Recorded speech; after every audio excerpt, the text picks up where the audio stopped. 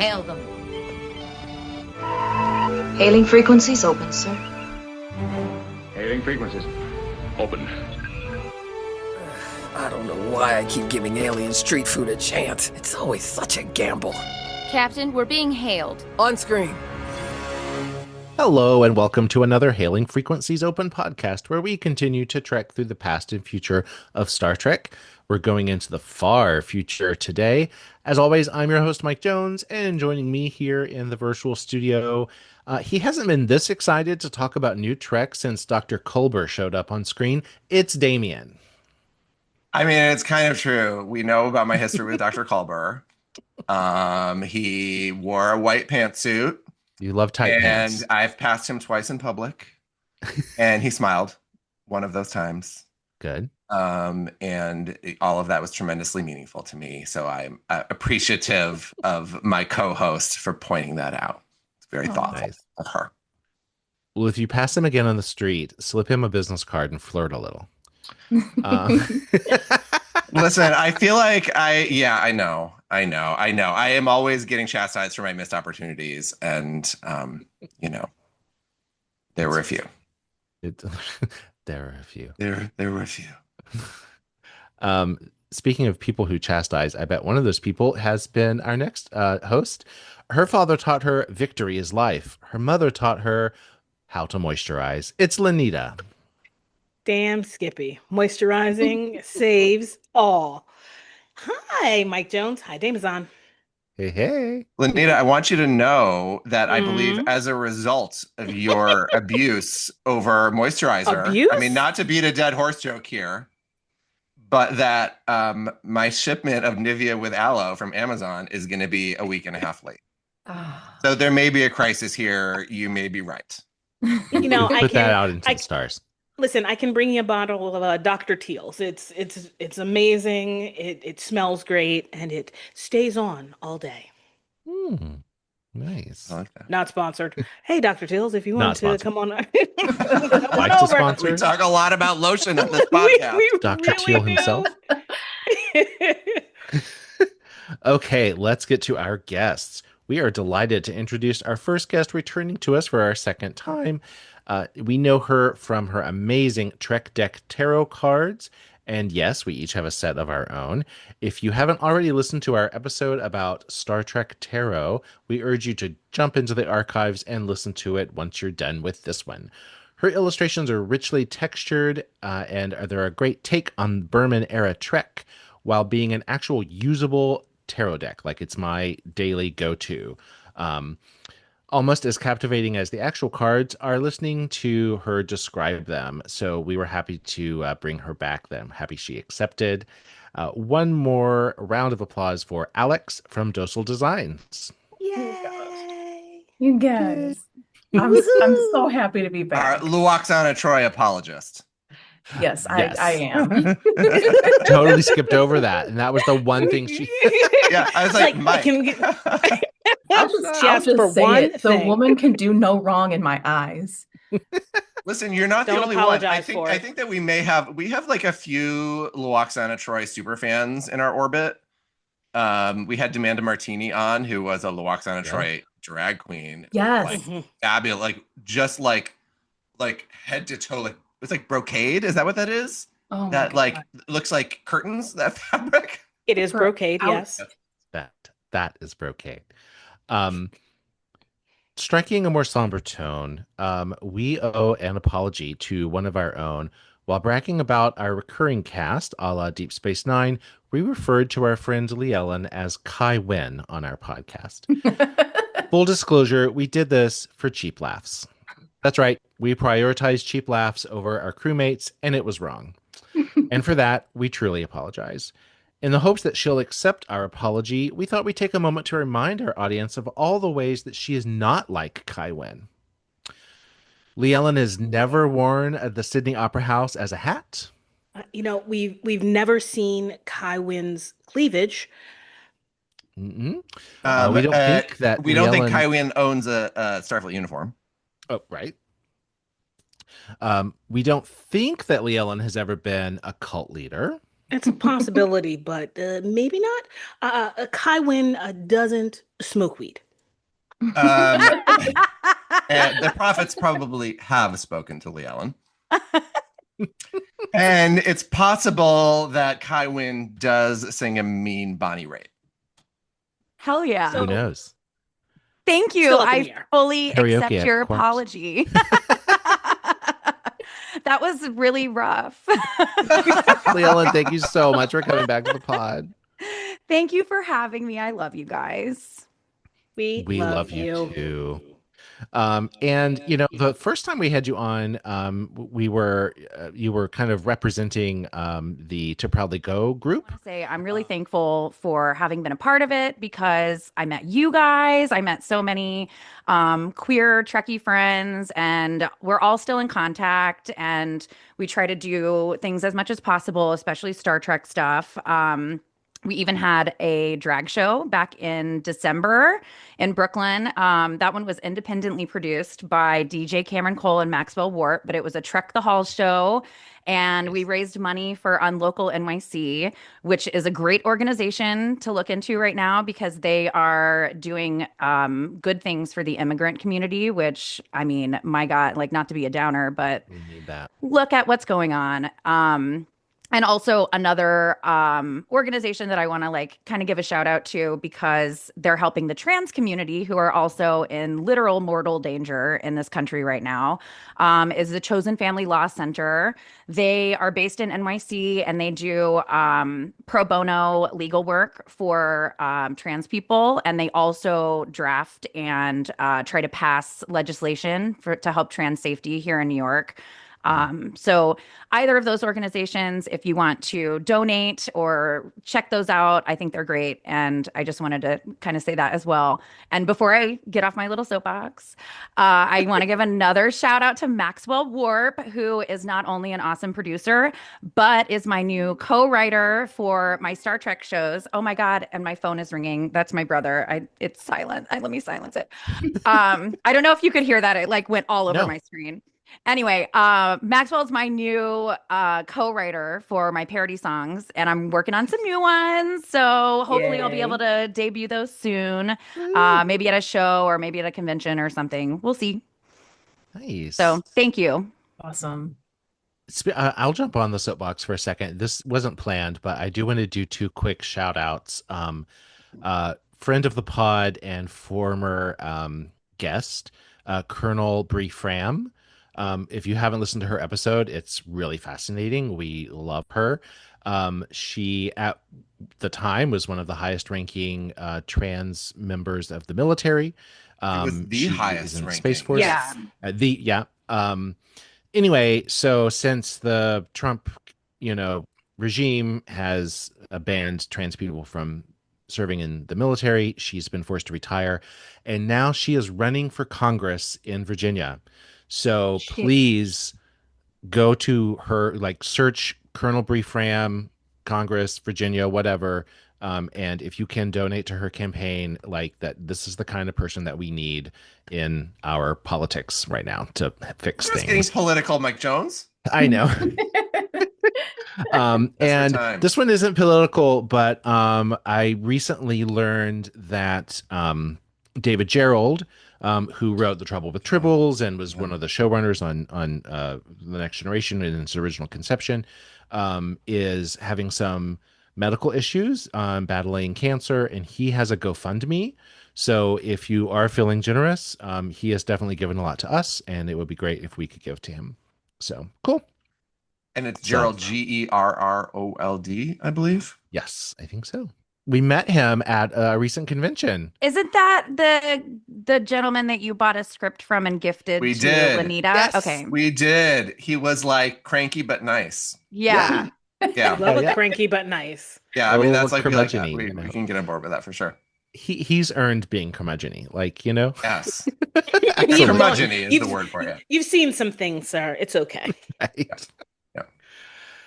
Okay, we have Alex here, so I think we need to start this podcast with a quick tarot card draw. I think that would be a ton of fun. Yay! Right. Yay, tarot!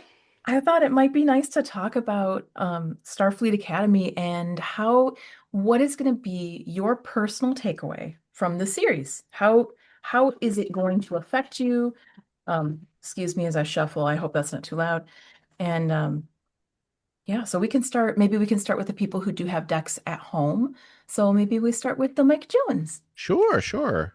So we'll just do a single card draw. I'm just Yes, shuffling and you real can quick. shuffle the cards. You can pull out that one card any way that you want to pull it out. If you want to shuffle and kind of just hold the cards in your hand and think about that question, okay, what is Starfleet Academy going to do for me? And then pull, if you feel like going in the middle, you want to go off the top, off the bottom, pull that card, take a Great. peek at that card, and then show it off. Mike, And are you a top or a bottom? yeah. Or the middle. I hate you for making that joke because I was already working on that in my head. There's something here. Yes. Great. I got the 8 of tricorders. It is a lovely image of the Borg Queen. I'm kind of surprised to see that. So 8 of tricorders.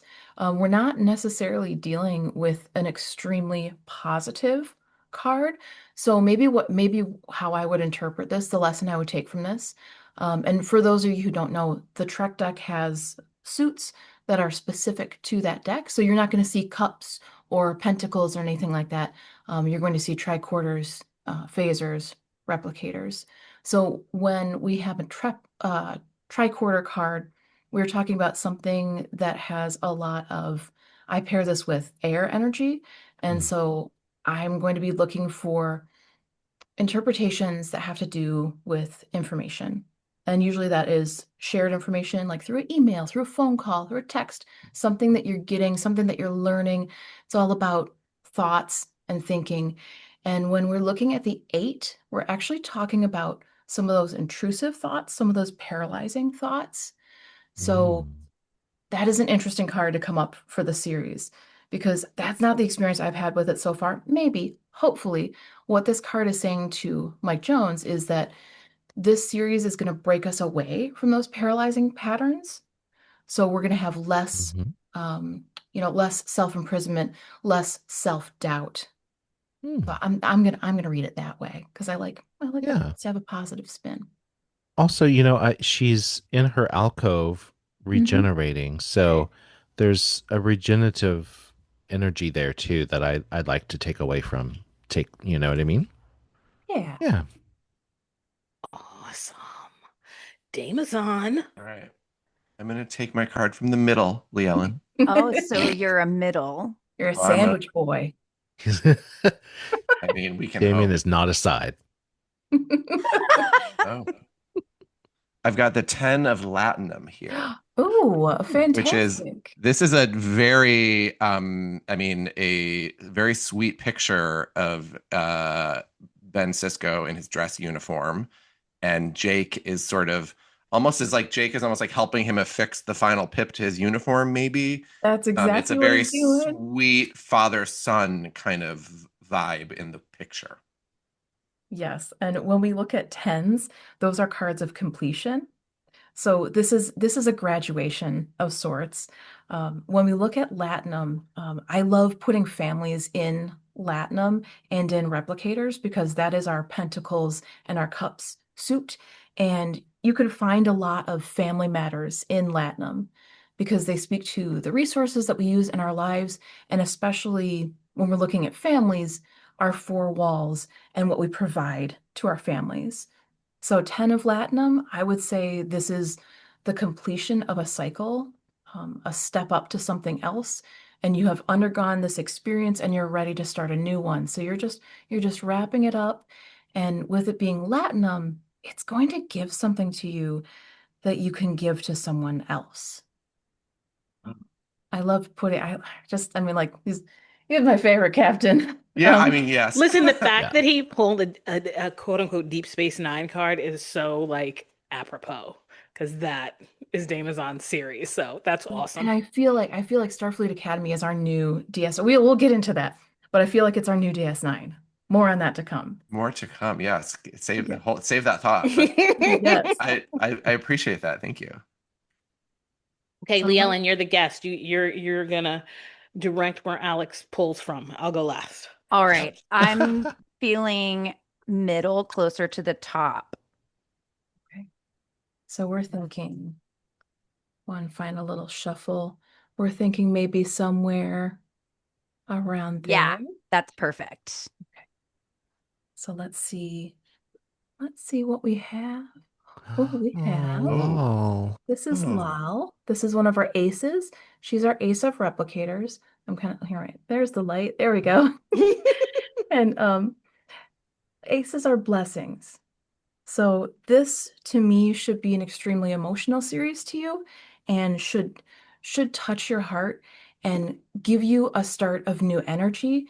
Hopefully filling, a well that's kind of run a little dry lately.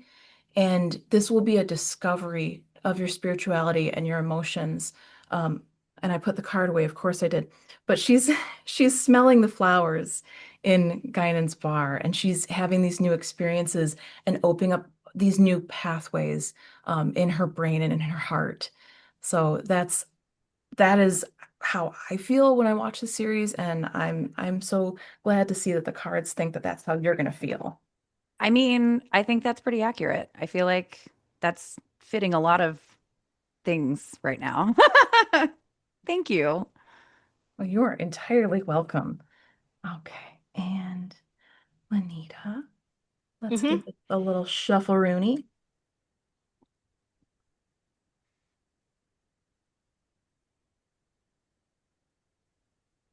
Okay, and where are you feeling? I'm gonna go bottom section. Nope, further. Further? Okay. Uh-huh. Sure. Yes. And we are looking at the Three of Phasers. This is, I'm trying to turn it so the light doesn't catch it. This is Chancellor Galron, um, you know, debating victoriously on the Enterprise and his eyes. Um, so this is a good mix of cards. When we're looking at phasers and we're looking at three specifically, we are looking at something that stirs your passions. So something that has to do with fire. And this can be something romantic, this can be something hot and heavy, but this can also be a creative collaboration. And I feel like that's where it's leaning for this question. So looking at the three of phasers, we have somebody who is victoriously collaborating with other people. And it just makes me smile because I have a habit of pulling threes that have to do with groups of three people. So I think this speaks to your project, speaks to your podcast. And this will be a great creative boon for you. Yay. Yeah. That was Yay, a awesome. Klingon. Oh, I'm so excited. Three is my Thank number. you.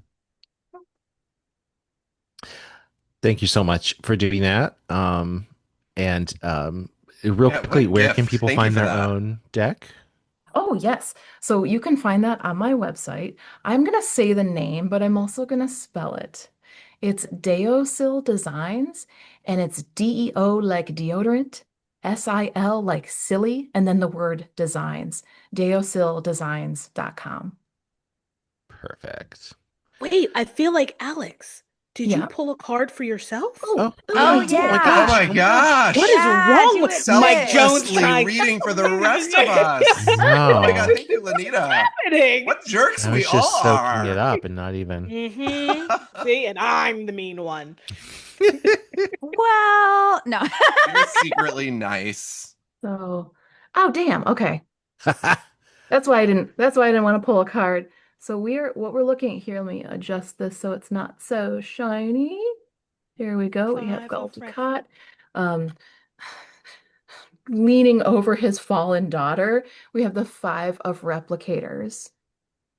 So fives tend to be kind of combative cards. And when you combine that with replicators with the suit of cups, Um, this card depicts, a great tragedy. And what I was thinking about was when I was making it was the idea of having something and not realizing what you had until you lost it. Yeah. So it's a That card is about that, yes. regret and discontent. That's not how I feel right now. I actually feel so grateful for Starfleet Academy. So I'm hoping I don't know what this is pointing to. Huh. What could I be losing and not, not seeing that I have right now. I'll have to think on that.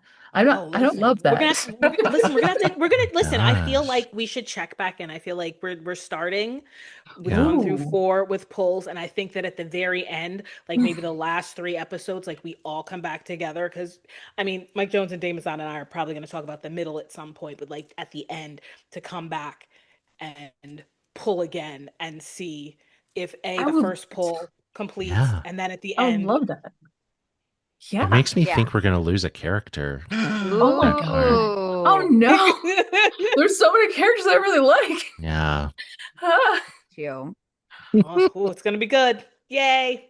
Speaking of characters, there are some great new characters to discuss and some great Yes. familiar characters to discuss.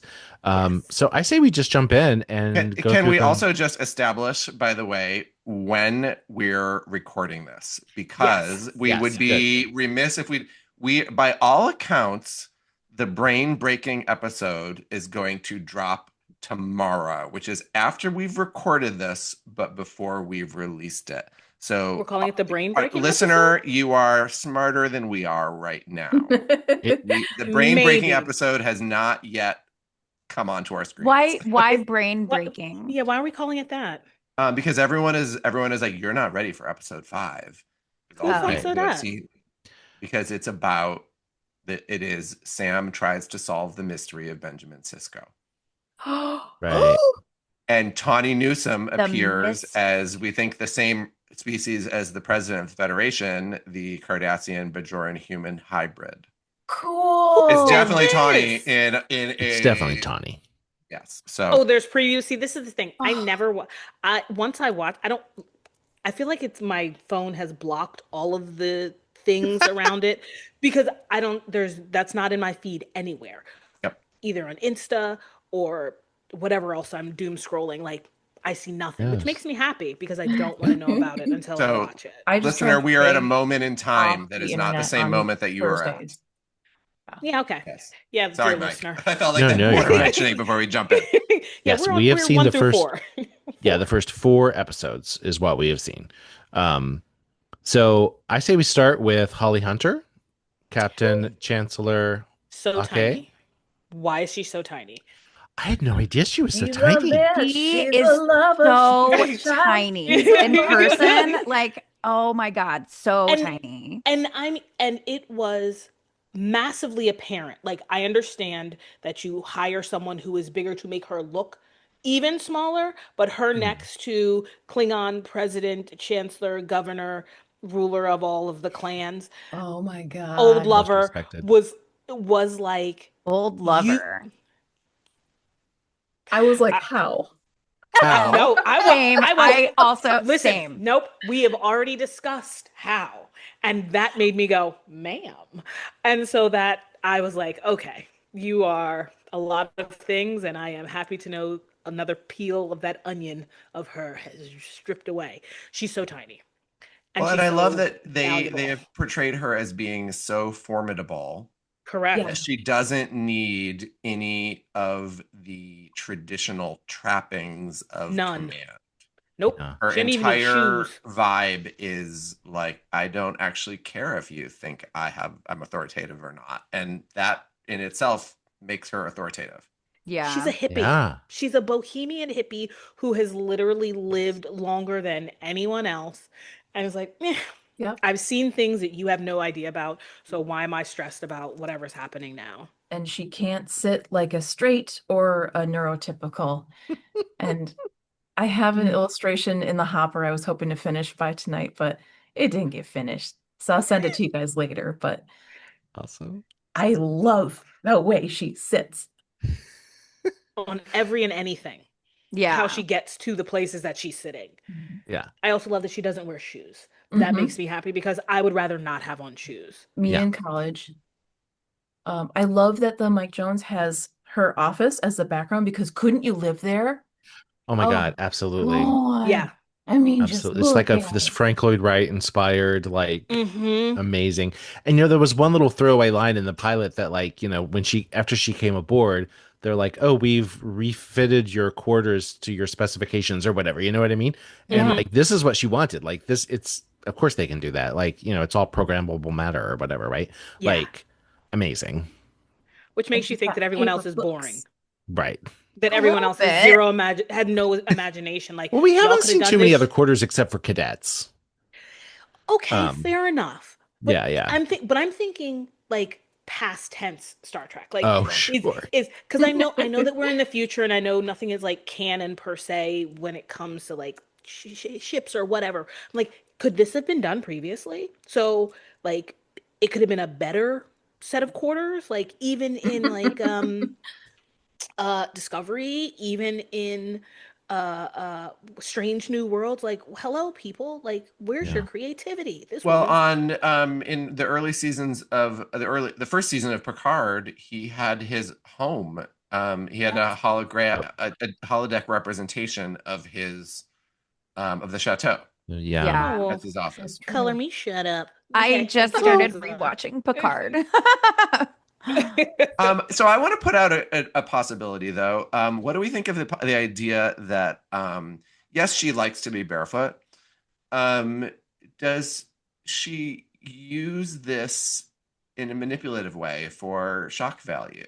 Is that scene where the dude from the work, right? Because we see her, The dude from Go ahead, keep what's that so thought? The The war. Cleon Mm. that Yeah, that Mhm. yeah, she's wearing shoes, but it's the War College guy that she makes Yeah. crazy by being barefoot. Is how much of her Mm. barefootness is on purpose, is provocative? I mean, a little but bit. Well, it's I like mean, everything she does is as methodical. Like she's absolutely, thought it out. yeah, yeah, Yeah. yeah. But here's the thing, yes and no. Because the way that I read her is that she's only doing the thing of putting shoes on because she quote unquote has to. Hmm? She seems like such like she wants to feel the ground. Like she Mhm. wants to feel the vibration of the ship. She wants to feel the energy change, yada yada yada. Like so I mean because that's why and I mean I am barefoot because I want to what is the temperature of the floor? Does the floor need to be cleaned? I'm Mhm. outside in the grass like is there dew? Like all of those things I think make her more connected to the ship. So yes, it could be a device of like showing the war college guy like you're so buttoned up, you could be looser, like I don't need to have shoes on to be strong and da da da. But I also think it's just her. But we don't know. I don't know enough about her to say that definitively. But that's just the feel I get. She's like an old fucking hippie. Like Yeah. I'm telling like patchouli and she's done every drug. She's like yes, she's gone to what is it ashwagandha? Ashwagandha. No, She's done yeah, a like peyote trip. No, no, she has. Absolutely. Back in the ayahuasca. day, Right. ayahuasca. Thank you. Thank Like, you. Oh my God, I'm so sorry. We have an ayahuasca friend who is an advocate for it, and I Wow. can't. She would be so disappointed. yeah. So She's a that's all. deadhead. Like, yeah. She's Actually, Um, she's totally our a ancient alien deadhead. friend, and we're gonna have her on the podcast to talk about ancient aliens. But Holly Hunter. we wish. yeah, she couldn't be here from tonight. from your lips to the universe's ears. What do you think about how she like? Okay, so she resigns in self disgrace over her choices, Mm. doing the separating Caleb from his mother, and then Mm. Admiral Vance coaxes her back into the fold and to be chancellor of the academy by sort of dangling Caleb in front of him like hey we found Caleb. Like, do you think that is her motivation? Is it all about Caleb or is there more to it? Well, her son died during the burn, Hmm. and I don't like So we know that she had a son and she regrets some of their relationship. She tells Caleb that she wishes that she listened more. And what strikes me about that first episode is when she promises Caleb, like, this is, you're going to see your mom again. And then she suddenly can't keep that promise. And I feel like that promise is what's driving her, that commitment to making this better and right. I I think that's a found big part of her character. I found it interesting that she spent her time in between working with kids on Bejor. And I Yeah. feel like while that is a big motivation for her, I think she also just likes teaching, likes to help younger people get better. And so it just kind of fit. Like I don't think that she was ready to go be a captain of a starship again, but being chancellor of an academy where I'm helping people to grow, I think is another one of her motivators. Well, Yes. and when you're her age, they're all kids, right? Like, does it matter Everyone. if the kid is 8 or 80? Like, they're all kids, They're all kids. Yeah. you They're know? all kids. Um, While I like the fact that it seems like with this series in general that it's not a single motivation. Like I'm not like, ugh, like you're only driven by this one thing. That's the Right. problem with a lot of other shows where it's like your only personality is revenge. Your only yeah, personality is hot. She it's not it's a problem. The I two know personalities. the two personalities, revenge and hot. I feel like she has a multitude of things that are driving her, but I do think that a really big chunk of it is the fact that she separated that child from his mother and didn't have like the spine or didn't think she had like the wherewithal to say this is fucking wrong, we shouldn't do this. And so she's got to atone for that Mm. mistake. Yeah. And that's why I think she's going so hard at keeping him there, but also, as Leanne says, she likes being a teacher and like shaping the minds of the youth, I, all I the Mhm. s- youth. I sort of wonder also if that situation that opens the series with Caleb and his mother wasn't maybe for her like almost sort of the straw that broke the camel's back and Yeah. or Mm-hmm. like the symbol Mm-hmm. of more, Mm-hmm. that this idea that all of these mistakes were made during the burn and a lot of the way that they were doing things The very was black and whiteness of it. wrong and that a lot of them had things to atone for and that this is the one that pushed her over the edge. So Caleb became sort of like symbolic of like fixing all of the things that had gone wrong. Yeah. Hmm. I Yeah. will Oh say, man. oh, sorry. I was just gonna say, like, I'm probably gonna cry when we discuss some of these things. And that's okay. I'm a crier. But that first episode, the first 10 minutes or so, I'm just watching and just like tears are streaming down my face. And I'm like, ugh, live long, prosper, and fuck ice. And it just, I don't know how much the writers knew how important that would be right now, but I just feel like that's coming at such the right time. Yeah, And there's so it's many things that they couldn't have known because this is, I mean, it was yeah, filmed over, I mean, 18 months ago probably and written Mm-hmm. like 2 years ago, Yeah, like Yeah. yeah. Yeah. fortuitous. I was Yeah. going to Well, say, speaking of the burn, that is actually my only negative comment that I have about this series is that they don't properly explain it Oh, for people who maybe could Oh, come in and be like a new viewer because we okay. don't get to the burn until like what, Discovery season 4, you know? Like what Yeah. if Yeah. you were somebody that 3. didn't really enjoy Discovery and quit watching like before they went to the future or whatever? And Yeah. the burn, I had a friend reach out and was like, "Oh, I'm really excited. I'm going to start this new series. Is there anything I need to know?" And I'm like, "No, it's brand new. It's going to be great." And then he texted me and was like, "What the fuck is the burn? Like, what are you talking about?" Because they just keep Yeah. oh referencing this yeah. thing. And when I went back and I rewatched yesterday, I think I've seen the pilot like 5 times at this point, but I went back and rewatched, and they really just say like the burn happened and it changed everything and they don't explain it at all, and I just feel like this could be such a gateway show for new viewers, but Yeah. that is a huge drawback is that they Mm-hmm. just don't tell you what it is.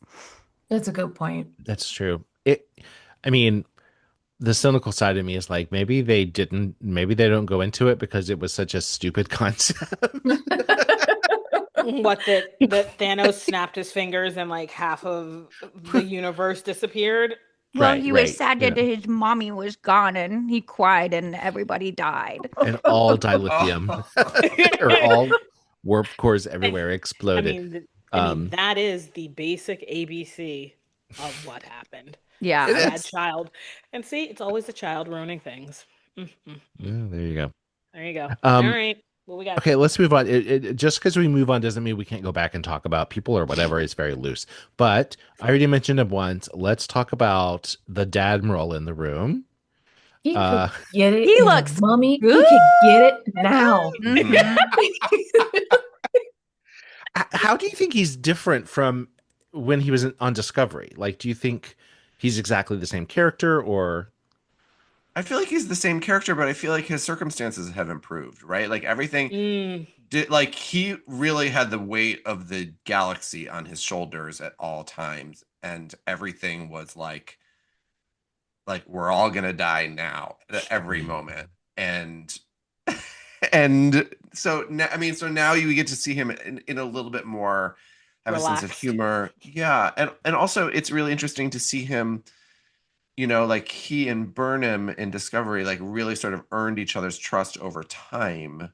But so he's now being like put into a very different situation where he obviously has this like long history with Nahla Ake. Right. And that makes him different. But I feel like he's the same guy.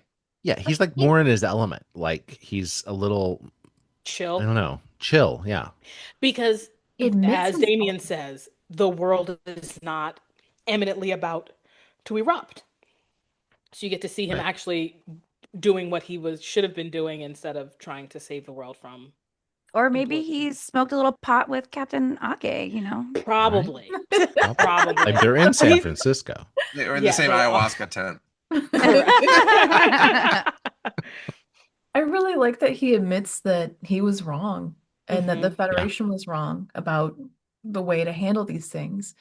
And I think he might be the first one who points out that, these kids are growing up in a world that is shitty. And like that also feels good and feels topical. It's just like, thank you. Yeah. I mean, my husband is a college professor, and his students really were affected by the pandemic in a way that as adults we were all affected, but like they were like in high school, it like completely changed their high school for them, or their whatever. Imagine. I feel like there was a lot of parallels between like these kids grew up during the burn with what's happening with today's current youth.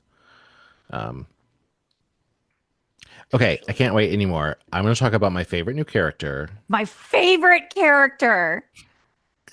Lura Thok. Yes! Yes! Yes! I love her. I love her. Obsessed. Tell us how you really feel. Gina Yashere fucking kills it. I love it. Yes. I love it so much. I love that she's like using her natural accent. Like there's Correct. no like, we don't need to explain that. Like she is there, she's in your face, she's 110% all the time. Yeah.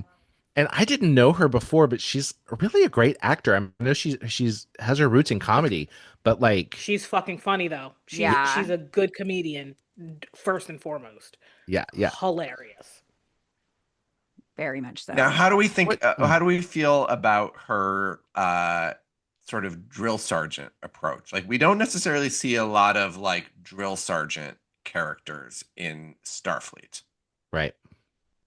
Well, I mean, she was supposed to go to the war college, but she was like, I don't really want to work for you. I want to work for her. So, I mean, that seems like kind of how the teachers and the professors are over at the war college. So I don't know. I think it's giving like a little bit of grit to these like, I don't know, softer academy students, if you will. Because that's how they're building it up. Like war college is like Marines and cadet school is Coast Guard. where it's like, oh, you're on a boat. And he's like, we're in the front lines. Like, it's kind of how they feel about the Navy, Wow. truly. Like the military, the Navy is like, oh yeah, or no, the Air Force is like, oh, they're in, Oh, yeah. beautiful hotels, and we've got Army. We've got to build a hotel in the middle of a field, and that's, dig out latrines. But I like the fact that yes, she is completely like abrasive and like do fucking push-ups. Like, what do you? No, we're not discussing it. This is not gentle parenting. This is I say you do, you don't do, you do more. That they gave her in that last episode 4. Oh, We got to Yeah. see the Hmm. others like it it broke. I was like, oh, it broke something in me. I was like, this is exactly what I love about New Trek. Hmm. The multitudes that they are giving these characters. It's yes. not just I'm a Jem'Hadar, so I'm warring. I'm not just a Klingon, so I need to have a warrior in me. It's like, no, I also have Yeah, the way feelings. like she swooped into Jaden's story and she changed the narrative. And she was like, hey, that thing that happened when you were back with your family, actually, I would look at it this way. And it just like, oh, it it it broke my heart and it put it back together. It felt so good. And I Yeah. I think she's right. I am so ticked. This is where my beef comes with fucking fans. oh, I know I've said the F-bomb a lot. Mm, I'm sorry, Mike Jones. You're gonna have to beep fine. some of these if you're gonna put on like it is. I'm the one who beeps you, I It's know. true. I love I'm You should sorry. on the beep and me. I beep you podcast when you're not today even too. Come cursing. So on. what's This that? No, I one's just good. realized. I realized I was like, this is like my fifth one. I just it is, and this is where like because I do follow her, like these are like the things that I see, but not about like the show, but just about like what are we talking about? Like again, the premise of Star Trek, infinite possibilities and infinite that I always say it wrong, but the fact is that there are 7 gajillion different species, people. Why the fuck would you think that everybody in the future is going to be a size 0, blonde oh, hair, blue? Like, what are we fucking talking about? no Like, glasses. like e- Right. everybody is there, everybody's body is we see it like Sam, the fact that the doctor explained like I put in my program so I'm not so young. I Yes. love how they explain away So that like age. literally this man is old. Like what are we talking about? I It's love that not the she is a hybrid. point. Yeah, we Well, don't have to make things look better and function better. The point is that we are all here the way we are, and we're accepting and we're delighting in that diversity because that's what makes us stronger. Hmm. We're supposed to embrace those differences. It's not about making everybody, one size or one color. It's just that's Star Trek. Yeah. It reminds Yes, me of, passion from Alex. yes. Sorry.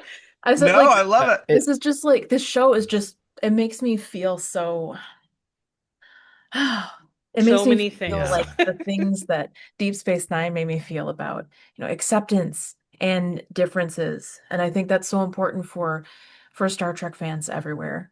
'Cause that's why we're here. That's why we're supposed to be here. Yeah. It goes back to Roddenberry. I mean, when they were casting Captain Picard, and someone said surely they would have, cured baldness by the 21st century, and his answer was, in the 21st century, it won't matter. Yeah. What's to cure? Right. Yeah. I What? also think that like this series being post burn, all of these people being trapped on planets, not having warp power, not being able to get around or back to wherever their homeland is, we're going to see a lot more like really interesting kind of crossbreeding between alien Hmm. species. Like, Hmm. I Yeah. love that. Like, who would have thought a Jem'Hadar and a Klingon would get together? I didn't, but this is And awesome. that it Yes. could actually work and happen. Like it's like when you think about like the animal kingdom, it's like, okay, can a lion and a tiger actually have a baby?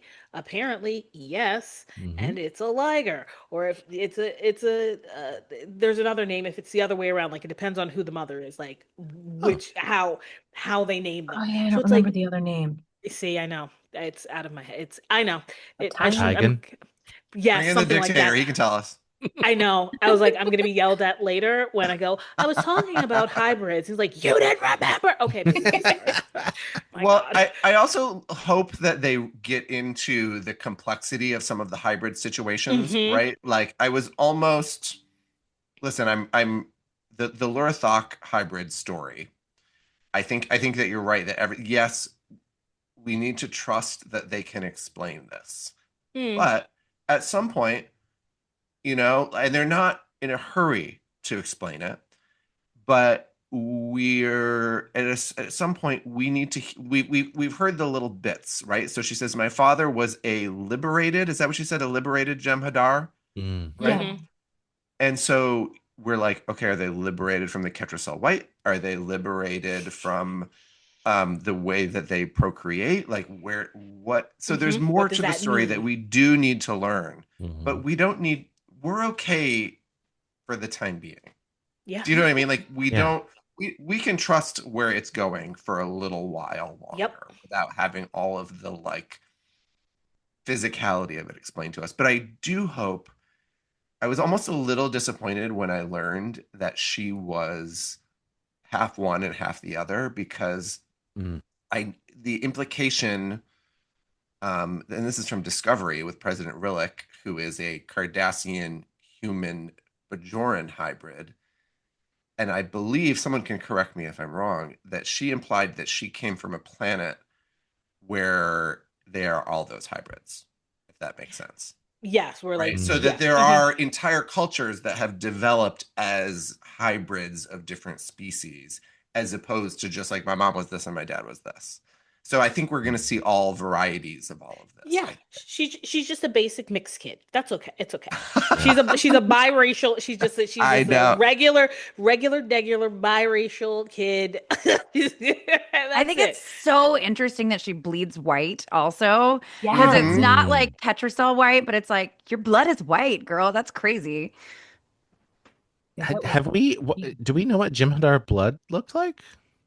I don't remember. I thought it was red, but I don't Probably. And then Klingon blood is red or pink, red depending on, sometimes, pink sometimes. you know, I, depending I'm on also thinking that retrospect. this sort of Alex provoked this thought, I think, in that I think this burn setting is a Deep Space Nine parallel. I agree. And I think that Yeah. it is showing the power of the sort of, that, a lot of people didn't buy Deep Space Nine as like a messenger of Mm. the Roddenberry philosophy. I think Mhm. and I think that it was the more powerful messenger of the Roddenberry philosophy, because you can see how much more pointed it is when it's not happening in paradise, when they're in a Yeah. situation and a place Mm. in a world where it is a challenge to uphold that, as opposed to the next gen utopia. And you've got all these people coming in from these different cultures and clashing. I just think that is the most interesting thing about Star Trek. I know that a lot of people are saying, oh, I don't like it because they're not in a ship going on adventures. But to me, this is the greatest adventure. Mhm. Yeah, People. absolutely. Um, I Who's mean, up I think. next, Mike Jones? Oh, Oh, sorry. Yeah, you're right. no, You're no, right. no, No, no, no, no. You no, I was finish going to that say. I think thought. when they were marketing Discovery, they made some comment about how it's about discovering yourself. It's about discovering inner, and I think that speaks to what you're saying. That it's the to boldly go is also kind of an inward thing, not necessarily an outward thing. Anyway, okay, let's stick with the grown-ups, and go to a couple familiar characters. Laura Thok's, I guess, better half Girlfriend, I Girlfriend. think so. Yes, Wife. like Paramore. Jett We don't know Reno. Paramour Oh, lover. I feel Ugh. so happy for her. I thought, after her loss, that was just it. I didn't see her Yeah, pairing up with anybody else ever again. yeah, and it just came out of nowhere. I like it's perfect. It's just perfect. And she's such a good teacher. Some of my favorite teachers were those teachers with a dry sense of humor who like just didn't Hmm. take shit from people, who are like, Hmm. "Oh, you want to learn this? You don't? Okay, great." Like I know I'm more than teaching you. it. I'm gonna Like, teach it. right. This is happening. And the fact that they're both comedians in real life, Yeah. I think is funny. Absolutely. I feel like there's probably they let them play a little bit more than they may let everyone else play. For sure. Where it's like, yes, there are words on a page. We're gonna do it as actors. You will say like, you do it straight the first time, and then we get a couple more takes and see what sticks. I feel like those two in a room together are probably hilarious and like, oh, we're ad-libbing here, and they're like, oh, that is a lot better. We're gonna keep that take versus the one that was written on the page, because the energy between them was like perfection. Also, notice that Tig's technobabble has been minimized because I don't know if you know this, but she is notoriously terrible at it. She talks about nothing else. She's like, I cannot. She's like, why am I an engineer? Like, I get all the technobabble, and she literally can't do it. I didn't notice that till now. Mm-hmm. Yeah, now that you pointed out, yeah, you're right. That's funny. It's also they're both like, I don't want to say the straight man, you know what I mean? But neither of them in like a comedic scenario are like the zany one. They're both the like, practical, sardonic, I want to see more scenes of them together. I want to see that. I want to see their home life. Yeah. You want to see the Stannis Culber of it all? Yes. Right. Brushing their teeth. I want to see them two go to an IKEA. Oh my God. Oh my God. My relationship almost ended year one at an IKEA. That is why test. That's why I go to IKEA, to watch people's relationships fall apart. It is the old lady and I's favorite thing to do. Go to the IKEA, walk around, and watch people implode over furniture. I've got to tell you that my beloved +1 had a meltdown over the idic of it all, of a lamp and a lampshade. There's 1,000 lamps and 1,000 lampshades, and you mix and match. It broke his brain. He couldn't do it. Couldn't do it. Fell apart. Too many possibilities. Oh, the joy. Gosh. Yeah, IKEA. I get my blood sugar drops. I get dizzy. I get lost. That's why there's food there. Listen, that's why that's why you have to have the meatballs. Go have a snack and then you start again. Like it's great. I love it so much. So we need home life. Okay, so we need home life of the surprise lovebirds. Right. Okay. I loved watching her and Caleb in her first scene. Mm-hmm. When she catches him reading about the planet, and then she makes him stand up and talk about himself, and he's like, he can't tell if she's serious, and she's like, I forget what she said to him. She's like, oh, cadet, I am 100% serious. and he just didn't know how to deal with her, and it was really a lovely scene, I thought. I feel like he's been having those kind of interactions with all the teachers. Like the first moment where Thok is like, get down and give me a bunch of push-ups. And he's like, what? Really? No, huh? And Holly Hunter's like, do it. Sorry for you. Told you to He's do my it. number one. What can I do? Yeah. You put your bag on his back. What? He's just like not used to having any sort of authority in his life whatsoever. Of course he's not. Yeah. Okay, let's round out the grown-ups with our beloved doctor. When I heard Bob Picardo was going to be in the show, I was so elated. And I love that he's 900 years old. It's not like they resurrected some old program. He has been living, he's been experiencing, he's been growing, and now he has no fucks to give, like zero. Absolutely none, and I love it. Yeah. A joy to watch it every moment. And also, I mean, he was singing opera in the second episode. Oh, yeah. That was awesome. Was that in his contract? Yeah. 100%. Yeah. He said, I'm coming back. I am singing. Figure it out. Thank you. It's like, okay, you get a club. I'm a club.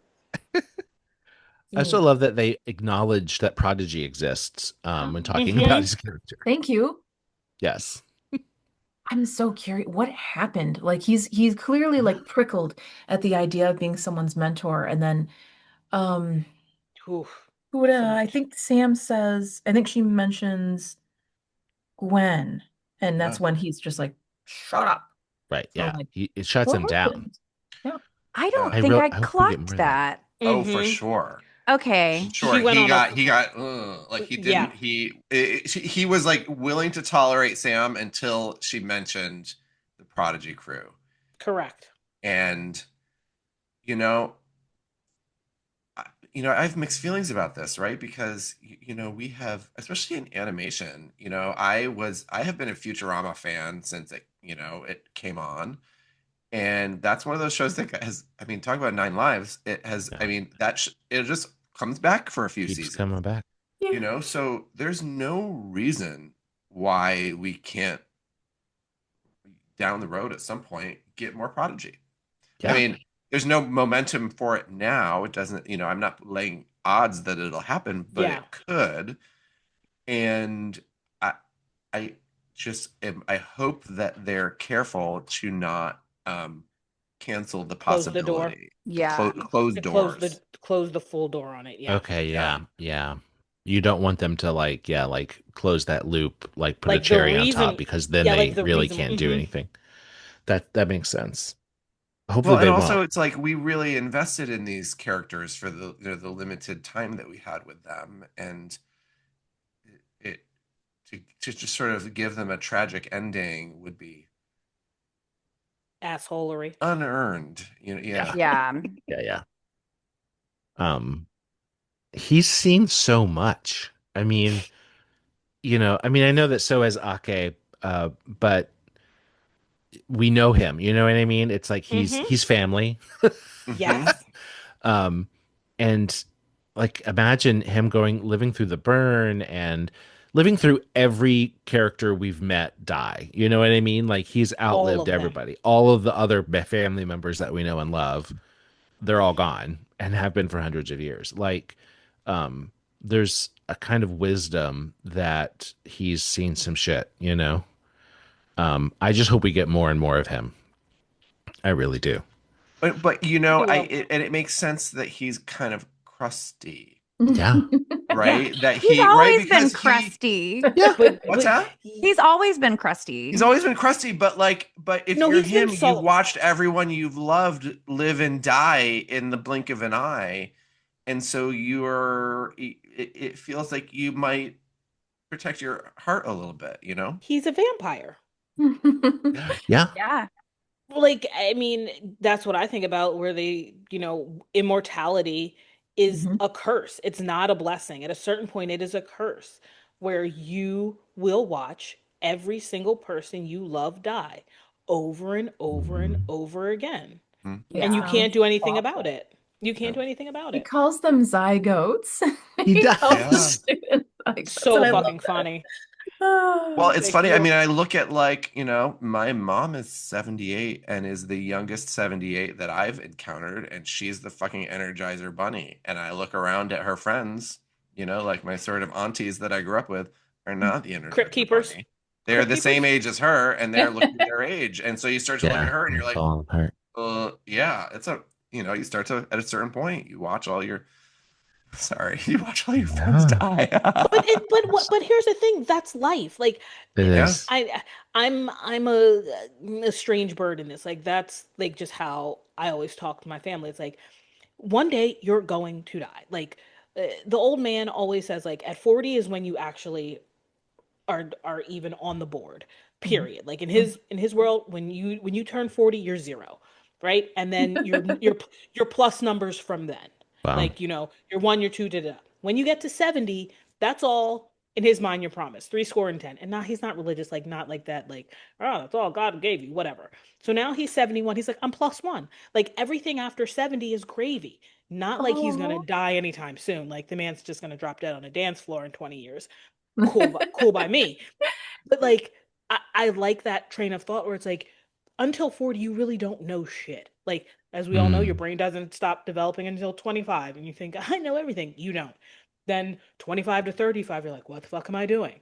And then 35 to 45, you're like, okay, I think I've got a handle on things. And then you go on from there. But like, we are all zygotes, Right. period. Like, and honestly, I don't think that he was crusty then. I think he was very sarcastic and cynical and sort of like above it all, where he's like, you know that I am a computer and I know fucking everything, and you all are trying to tell me shit. And now it's sort of like, I'm a computer, I know everything. I've actually aged and grown and learned more, and I've watched all these people die. So now he's crusty. Like, he's full Yeah. on like hard shell.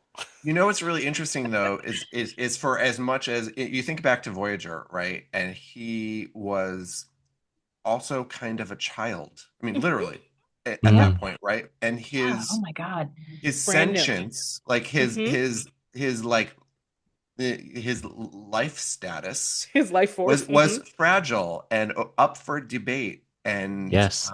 and like he said, something that Janeway felt like was she had to protect on his behalf because he was a new life form.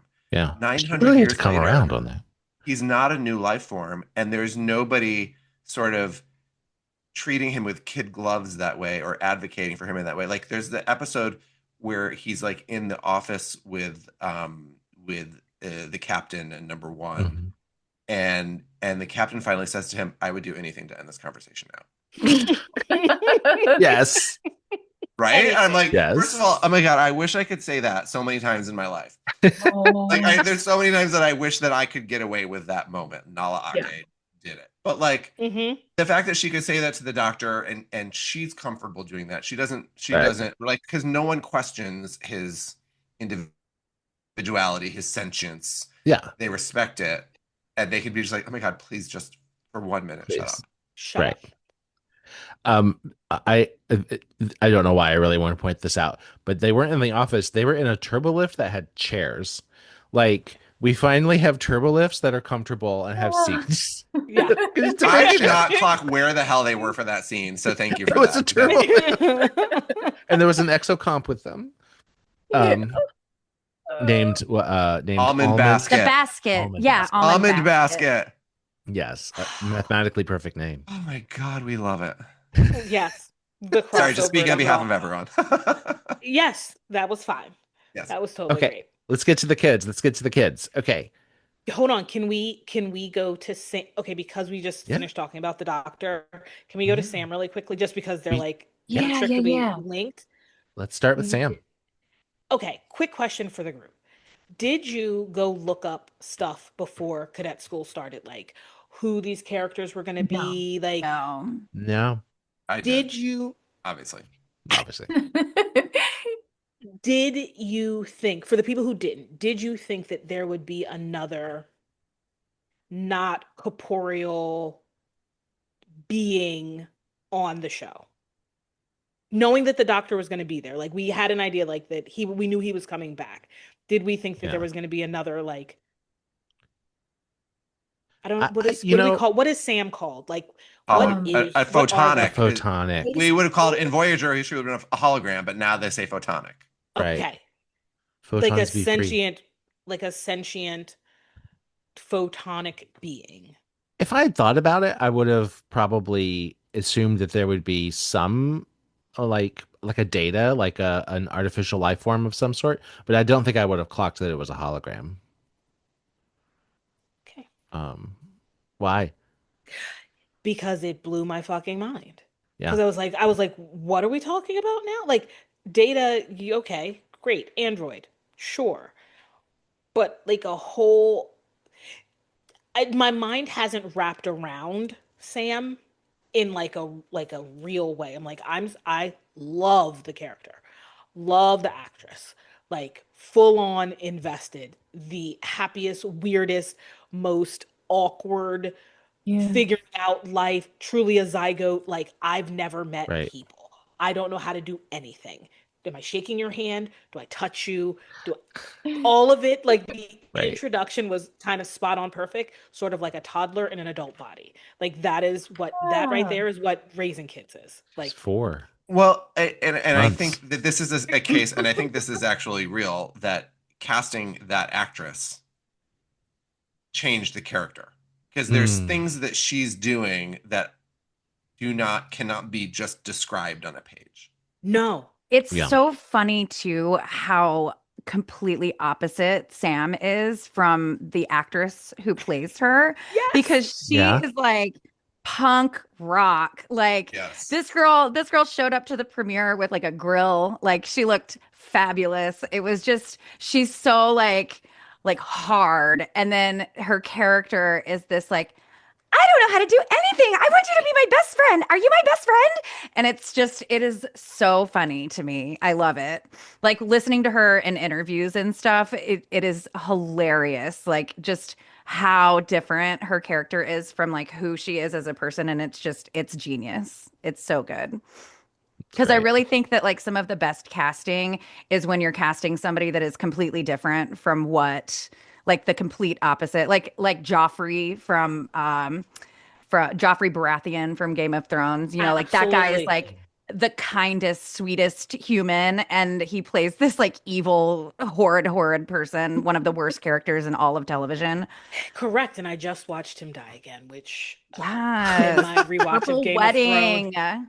Oh, it was so great. I was like, oh, I was just waiting. It was like when I started, I was like, can he die already? That's all I'm saying. My 2026 self cannot be watching that shit because I don't foresee that kind of visceral payoff for any of our situation currently. So Woof. Oof. Didn't he shit himself Uh, on TV the other day? We Yeah. are yeah, not and then doing this. We are no, not we're not. doing this Sorry. Okay. group. We are Sorry. not. We are not. Right, back to We'll go down Sam. a rebel. Yeah, Sam, let's talk about amazing. So Sam. is she from a planet of photonics? that's Yes, the I want to implication. know about it. I think she said Yeah. so. That's What's fascinating. Was Yeah, she It makes that's what I produced by mean. photonics? Like, was she born there from? Do the photonics make more photonics? Do they make Right. kids? And do they then have like family units? Like, does she have photonic parents that decided to like make a child and Oh program a my gosh, child? Like, yes. Do they It grow? is Are there different ages of them, or all they do they just yeah, they all come out? decided to launch her as a 17-year-old, if that's true. yes. Well, It's and this is She she is one said of I so. mean, she's not the only character that comes this way that comes with all of these built-in questions that at a certain point we need someone's got to to answer answer. that Yeah. but they don't feel compelled to like crash course that entire story in the first episode, which I Thank Exactly. God. Thank appreciate. God. Yes, I love the time they're taking with it. Yeah. Caleb is the only character that I think came like fully formed. Of course. Um, Had to. yeah. Had to. Your Yeah. main listen, at the end of the day, if your main protagonist character is not fully baked and you've figured out how to make us want him to get what he wants and want the best for him or them or her, whoever it is, Mhm. it had to be like there could be no question of why we wanted him to succeed in whatever it is that Yeah. his choices that he was making. Like they literally stabbed you in your heart. It reminded me, the opening of this reminded me of the first 12 minutes of Up, Mm. Oh, Oh, where we're like Mm. late. I mean, not as like devastating, but because Up is a devastation. This is like Mm. we almost went off the cliff. But it just the way it's written, the way it's shot, you're like you feel all of it, and you're like, oh, I need this kid to survive. I need the best for him. yeah. Right. And at first, when I watched the opening scene, I was like, I don't know about this. I mean, I was really looking forward to the show, and I don't know exactly what it was going to be for me, but Star Trek is always uplifting. So I was Mhm. like, whoa, where's my uplift? And then Yeah. as they transitioned more into like, oh, this is what it's going to be about, I'm like, whew. I So, no, oh, sorry, sorry. go ahead. You just said that Caleb is the protagonist. Do you think I know that in more traditional television, traditional being like the 90s, there was this concept of like number one on the call sheet. You know what I mean? Like Patrick Stewart was number one on the call sheet and kind of set the It's Holly tone for. Hunter. He's Oh, not number Yeah. one. He's Is probably like number four. it's Of Holly the kids. Hunter? So Oh here's the thing. yeah. Of the kids, he's probably number one. Of the adults, Holly Hunter is number one. And I would think that as I'm looking at like the list of actors here, just because I have to, because y'all keep them Mhm. all in your head and I don't. Holly Hunter is definitely number one. I think that Gina is probably three and Robert maybe two, not based on how much he's in it, but his tenure, his seniority, like his yeah. Sure. gravitas. I mean, we're Um, talking salaries for sure. Like, Yeah. absolutely. yeah, But Holly Hunter's number one on like she is number one. I also love that her hair is not regulation. yeah, Her hair is a mess, and I love it. Yeah. She's a fucking hippie. She, right. she's putting Did you? patchouli behind her ear. Go ahead, Neil. I'm I have a sorry. comment on Oh, Caleb's hair and Jaden's Yeah. hair, and I Yes. love that they both go through the regulation Yes. uh uh-huh. The appearance thingy. wall. Right. And Jaden comes out, piercings are there, hair is there, natural C4 hair, natural black beard, he's there, and Caleb's just like, nope. And I think it's nice. It's so nice to see more Klingons with more natural African hair. I think that's really Well, also Absolutely. I mean, they kind of made a point of showing Yeah, Klingon buddy. diversity, right? Because Yeah. We get a white Klingon. I Yep. mean, white, like Well, almost albino. so Yeah. No, there's only one albino Klingon, and that was the one In that Discovery. correct. That turned That- into Well, Dash actually, okay, now Tyler. this is sorry, Mike, this is a bird walk. right. But It's I know not. where you're going. reminded For the me bird of walking Klingon? the no, the he reminded me of, and just in terms of appearance, the albino from the episode Blood Oath Deep Space Nine, Yeah. who they didn't even really clarify what species he was. But sorry, Blood Oath is the episode where Dax goes on a vengeance So actually, quest. there's A vengeance two quest. albino Yes, Klingon. because okay, sure, but Dax is the fourth, but they didn't want Dax because it's not Curzon, she's Right. Jadzia. Ha! Yeah. Remember the Yes, episode? no, you Remembered got it. it. You got it. But Yes. but the recipient of their vengeance is known as the albino. The albino, Right. correct. And they never say that he's a Klingon, but they never say that he's not. And he's got ridges of some formation, and he visually to me it was a visual callback to that character seeing our captain's Klingon boyfriend. Paramore. Yeah. Right. Yes, Paramore. Mm-hmm. Yeah. Let's okay, let's talk a little bit about episode 4. And I mean, we're all over the place, but so we can talk about Welcome Jaden. to our podcast. So, What the fuck are you like- talking about?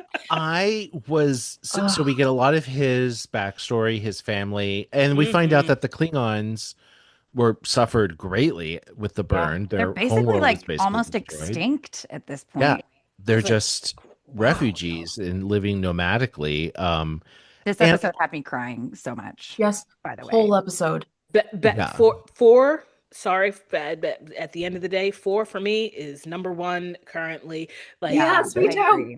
I was like, because I didn't know that we were going to talk about this when we first said we were going to talk about cadet school. We're like, we'll do it like in 3s. And so then I was like, Yeah. cool. Like the first was like, oh, that'll be nice. And then 4 came and I was like, well, I feel like we maybe need just a whole episode on 4 because Well, we probably should. We probably should. just in general, like it just was it's so good and so heavy and so Yeah. meaty, and I did not expect them to go that deep that quick, and it was great. And again, we have the admittance that the Federation doesn't know best all the time. And I feel like that is so Yeah.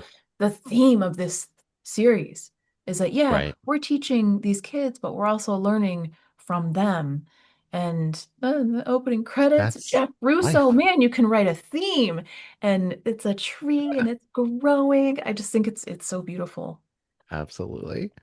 I was thinking that like he's the first Klingon that we've seen in the 31st century. is it 31st century? Am I right about that? 30. I don't know, Mike Jones. I think it's What year 31st. Yeah.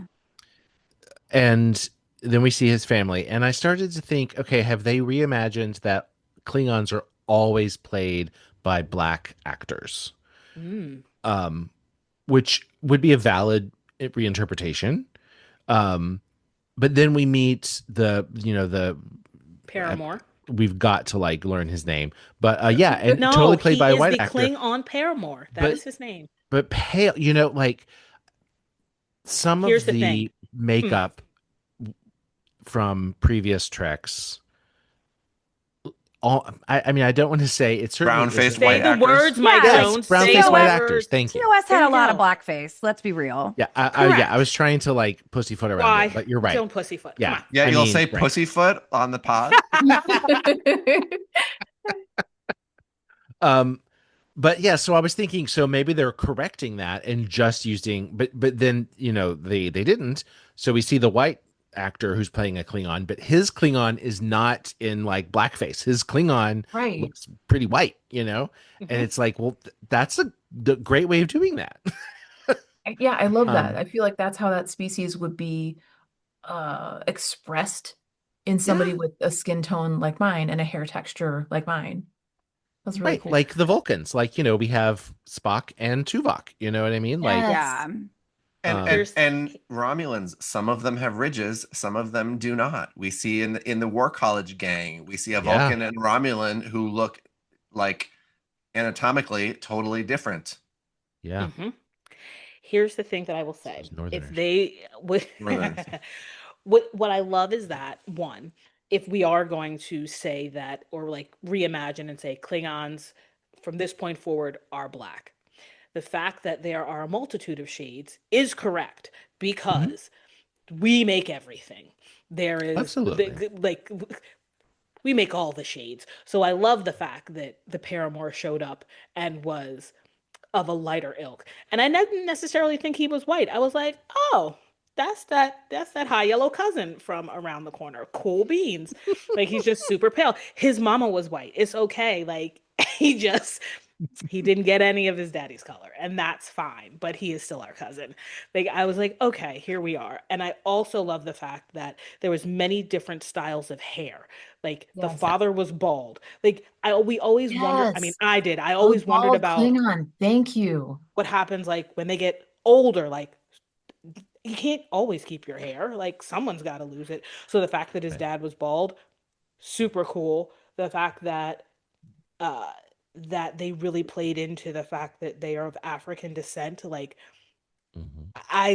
them on that planet, all of it. I loved it. The Triad family. Right? Yes. Yes, I was trying to make sure that I heard that correctly. Yes. Yeah. Oh, and you gotta put the titles on for this shit. You I cannot put the miss it. subtitles on. True. Yeah. And it's just so casual too. It's just like like, oh, so but this was my family. You know what I mean? Like, that's the way it should be. Well, also they use the word diaspora for Klingons, right? Yep. Which is so. I mean, which to me makes me think of the Jewish diaspora, which is my honorary ethnicity, and it's like you look at people move from like Middle East to like Northern Africa and developed sort of more cultures that felt more sort of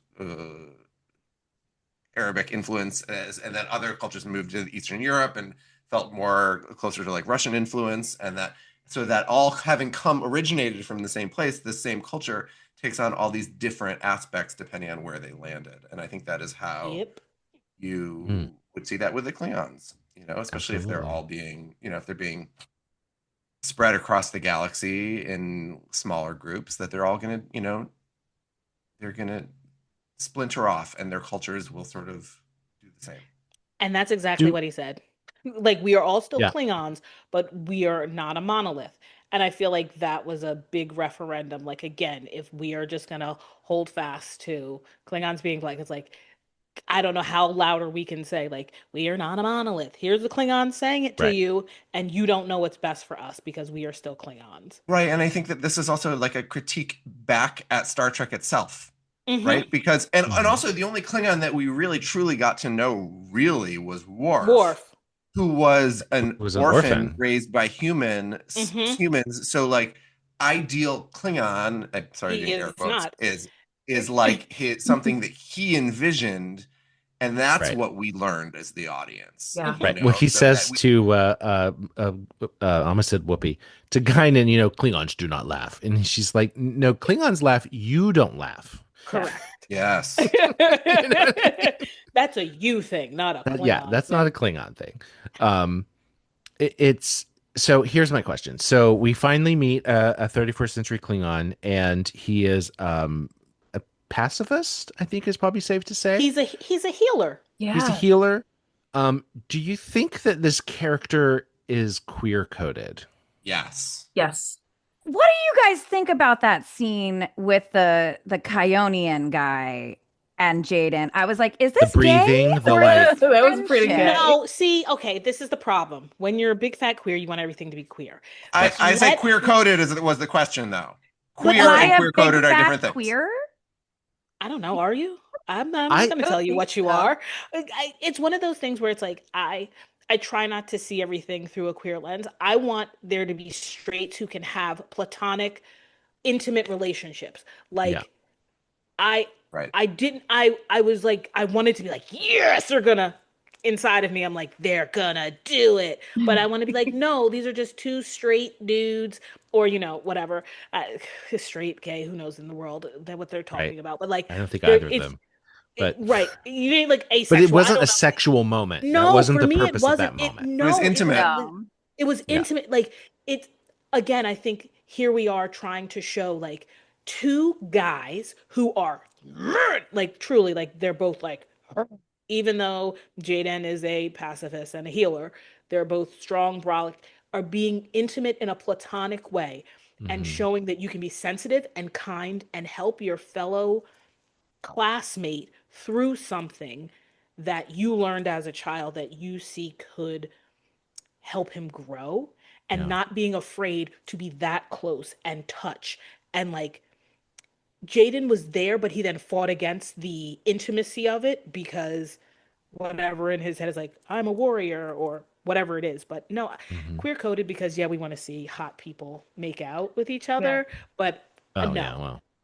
when it I came up think I was like this is where you two were like kiss already. I did want them to kiss, but I actually think Jaden's uh, queerest moment so far has been that brief interaction with Kyle Oh, from the War College. Okay, that was not queer coded. That was queer. That That was was like gay. that was a flirtation, and they cut to the other kids and watched them each like react Oh, to when it. he was when he was the lookout when he was trying to when he was distracting them. Yeah, and he was Yeah. telling jokes, and Yeah. Kyle was like, "Tell me another joke." Correct. There. That is Right, correct. at the very least, Kyle has a crush on him. Yeah, right. He may not. Absolutely. Yes. But also, Adorable. queer coded. I say is that nature made Jaden different from his family. Correct. It made him atypical from his people. Yeah. Correct. It made him alienated and having to go on his own journey to figure out who he is because he's not like his brother. He's Correct. not like the people that he was raised by. And he has to go on some kind of journey to find out what that means and who he is. He is. But he And also that is a had very queer journey, even if it's yes. not about his gender or sexuality or any Yeah. of those things. It is a speaking on behalf of this queer person was a knife to my gut Yeah. to see that, to be like, oh, he is on it. Like I wanted to send that episode back in time to my 17-year-old self. So not because he is a gay homosexual, but because he, whatever journey he is on, in essence, at its core, felt like it was one yours. that a gay teenager could relate to. Because I am different. I don't know why. I don't know what that means, but I'm on my own path. And He I love that also there was had one his- person Oh, sorry. No, No, you. go ahead. No, go ahead, Liam. Well, he had his brother as his ally, which I think is why I got so emotional watching the episode because it was very reminiscent of like me and my brother when he was coming out. Like even though like you said, it's not gay, it's just you're different than your family. You're being rejected for that, but you still have this one person that's like, no, no, no, I see you and I I'm see you. here and I will be here for you. That's right. You were on an And then you ally lose him. panel at I the. was on the ally panel, Yes. Yeah, so was I. and so was Damien. That's where the joke was. I am my own ally, people. um I will say that my fear was when so we meet a Klingon, he's the pacifist, great, and then when I thought they were kind of queer coding him, my fear was like that does the pacifist have to be gay? You know what I Oh mean? yeah. Is it like, Yeah. well, if you're not a warrior, you're a Nancy boy, Correct. like, and I don't think they're going there, because I've now really love Damien's interpretation that it isn't really about his sexuality, that it is his otherness that is what we're really focusing on. But yeah. And But also, I think that scene between him and Darem, yes,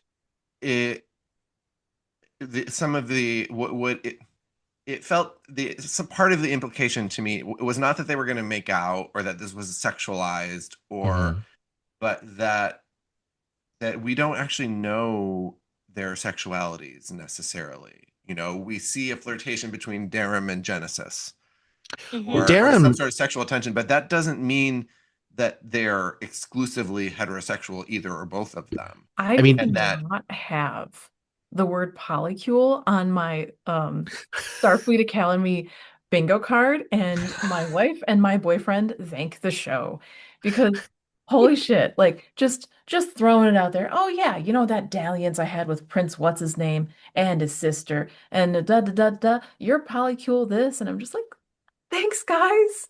Yes. So great. Yeah, I was about to say. I mean, I think we can say that Darem is definitely not like heterosexual. Like, he's, I don't know, pan. We don't know. Like, why put a label on it? But like, he's not like that. It's the future. It's the future. He's a fish guy. He's a fish. Exactly. I feel like we didn't talk enough about Caleb, so let's go back to him. So, well, first of all, do you think that he is a Mary Sue?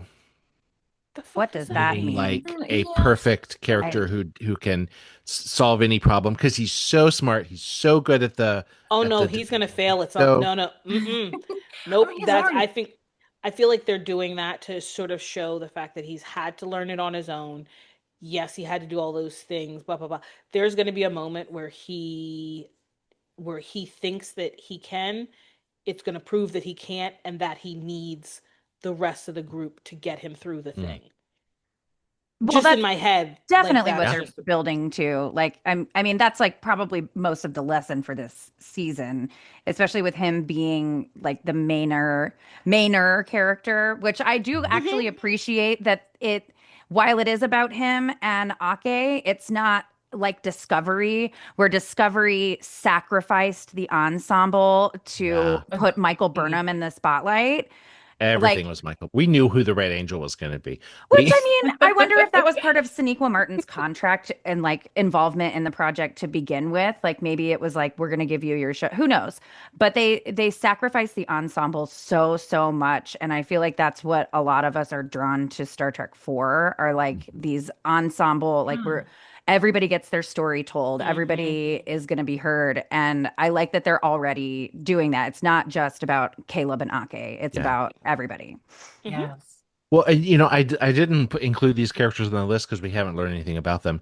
But in the first episode, Captain Ake like calls out every bridge officer by name and like knows about them, Yeah. Which is, I think, a great thing because the first season of Discovery, we didn't know who anybody on that bridge was.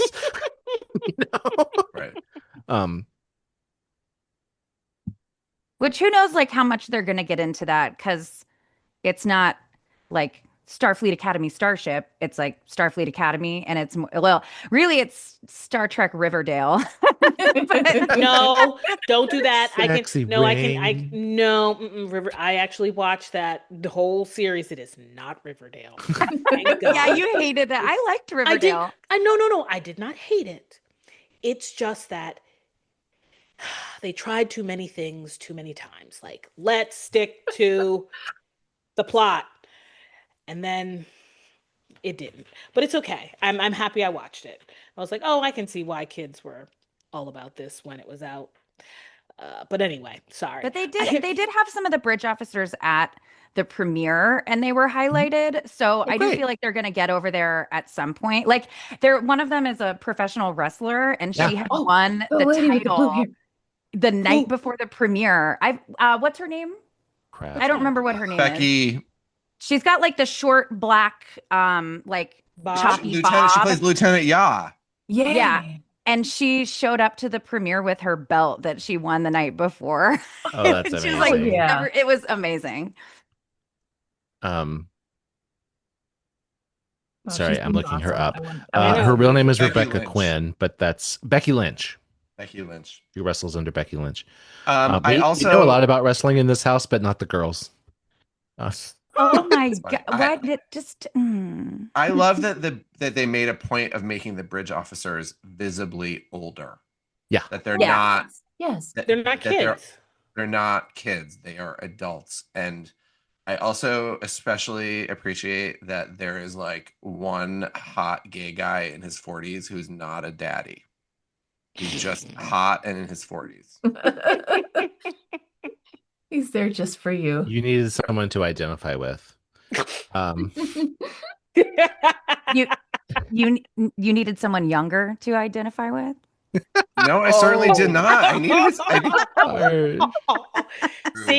See, Leigh Ellen, and this is why we shouldn't have apologized, because now I told him it was a bad idea. It was just so true. I feel like I hold all the power now. So over Mike Jones, yes. Caleb Meir. That's where we're back to Caleb. I feel like Caleb has fucking main character energy, in life and in the world, and to the point where it feels like almost every episode someone tells him this isn't about you, which I love. Yeah, because it's been about him. He needs to hear it. He keeps needing to hear it. Right. Yes, because it's been about him. Like it's only been him, right? Like he's an only child who was ripped away from the only mother he ever knew. Like it's only been him, so he's only had him. So this whole idea of I got to be with a group, ugh. And she was like, also like he had to learn the lesson. Like he's on a quest to find his mother, but also it's like, okay, you can't do it alone. You have to, you can't do it alone. And also like when the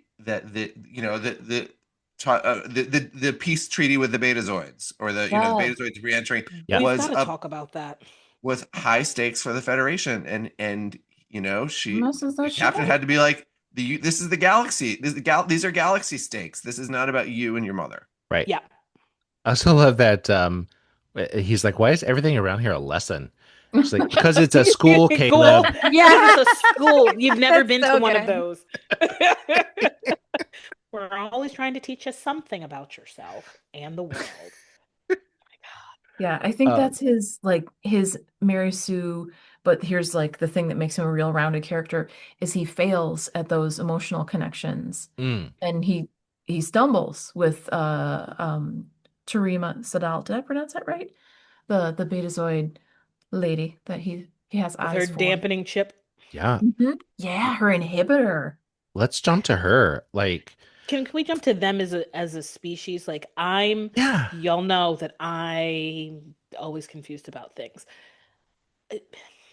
Betazoids are supposed to be able to communicate telepathically. Yes. No? With other telepathic species. Yes. Yeah. Okay. If they can't, they have to speak verbally, as we've known it. I think he's just deaf. that one man. That is what I was Yes. thinking too. I was Oh, texting Right. with Jackson about this as well Yes. because Jackson has a lot of like Americans, like Jackson Juniper Drag King it like has all ASL and lots of friends that are hearing impaired, and we were texting and I was like, I'm confused, did the betazoids like forget how to speak or like what's okay. happening? But like it's him and his two kids are really the only ones that use sign language pretty Yeah. regularly because they're his children. Yeah, because Yeah. they're kids of deaf adults. Okay. Yeah. Great. The Thank you thing for that bugged clearing me that up. is Sorry. we would always get these scenes with like Deanna and Loxana walking down the hallway talking to each other like in voiceover, Yeah. and we didn't get any of that with like you know her talking to her brother or the father talking to them, or we didn't get, and I just wanted a little of that. I feel like Do we think, but here's the thing, do we think that telepathy is linked to actual oral speech? That's such a hard question. I know Yeah. it's the same thing.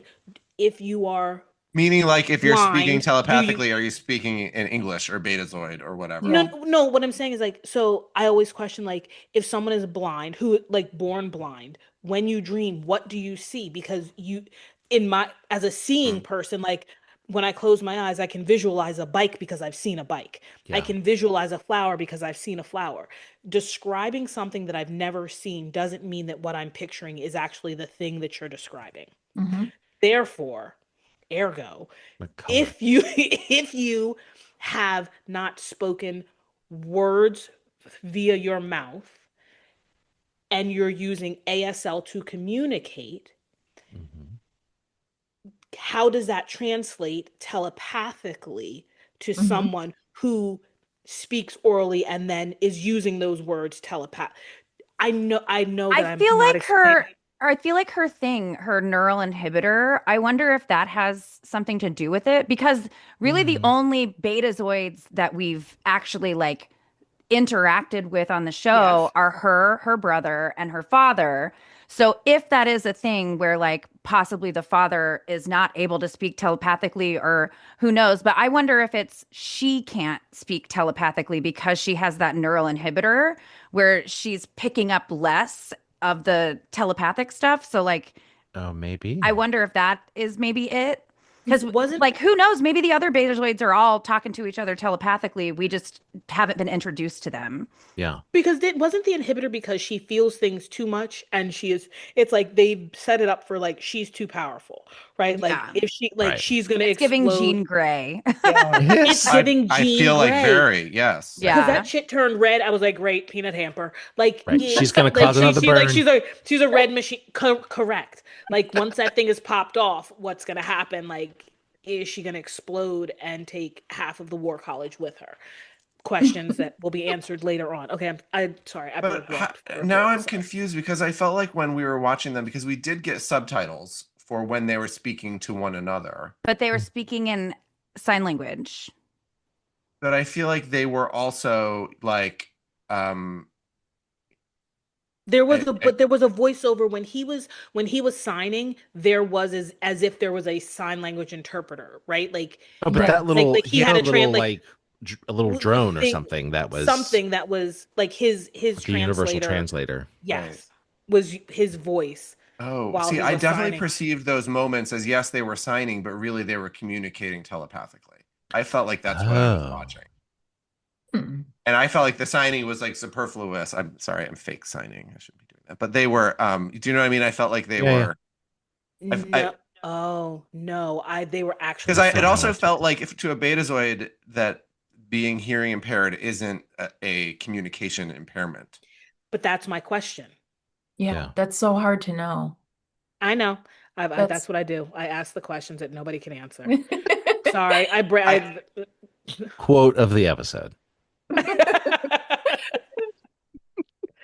I fully watched that episode twice, believing that they were communicating telepathically. Are you guys noticing a theme with these kids? I mean, of course, this is a theme. That they have a few of them are just under the shadow of these really big parents. So Yes. you've got her, she's like literal royalty. Yeah.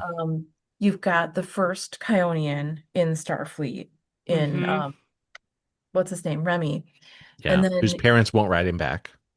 right. Yeah. They're horrible. They're Oh, really Terrible. awful. rough. I was Mhm. like, And then wow, you've what got did you do? Genesis, and like her dad's an admiral. So like talk about pressure. It Right. seems like all these kids either have like a huge overbearing presence or complete absence, like Caleb and Jaden. Jaden. Yep. Well, I wonder if that's like part of what brought them all To to Starfleet. Starfleet Academy in the first place, because Yeah. like this is something that hasn't been done in 140 whatever years. Yep. So it like they had access through their parents who are these influential people, and then like the people who have nothing had the access through I've lost everything, so maybe I'll find it here, you know. Yep. Yeah, none of them have healthy parent relationships, do they? Not a I don't single think character. a single one. I Maybe well, I Sam. mean, Wow, it's listen, almost like maybe- real life. I mean, I feel like Sam is probably the only one. Yeah. Yeah. Oh, we yeah. don't know that we because she we was might learn theoretically about it. created by a race of photonics who would be her parents. So we actually don't. Who had to work to get her. Ha, look at that queer parenting.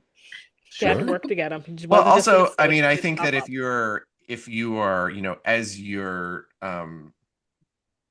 sketching out characters that are going to provide potentially years of story material, right? Yeah. You want to give them some sort of inner conflict. Mm-hmm. And, you know, as a child, as a not yet adult, your background, your parents, like where you come from, like that is the most obvious way to, and not to say that it's obvious, but it's the most natural way to create a young character in conflict. Sure. Absolutely. Sure. Because you're fighting against what your parents want you to be and what you want to be and who you think you are and what they want for you.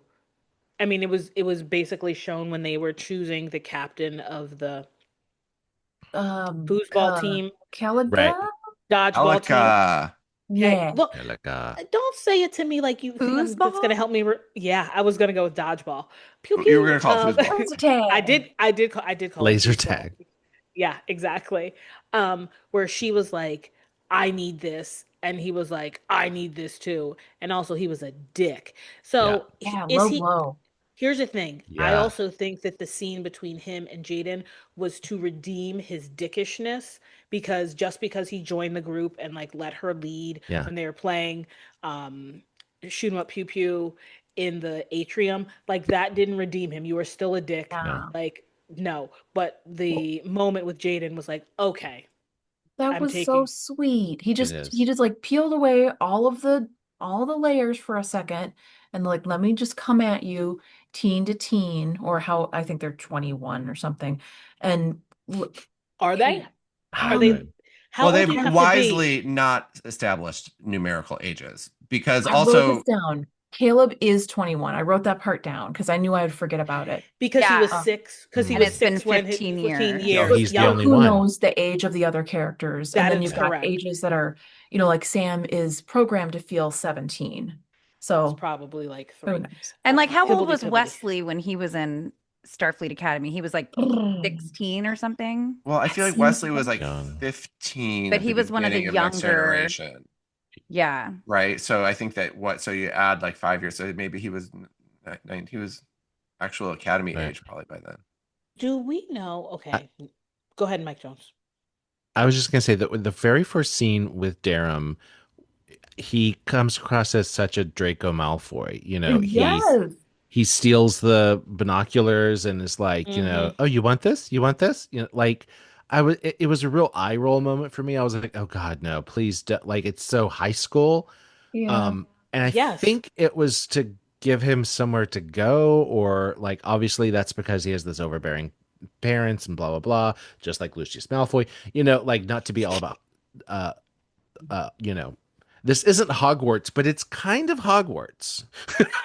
You know what I mean? Yeah, it is. It's all, but I guess my question is, do we know how old you have to be to, one, go to cadet school, 2, to be commissioned into Starfleet.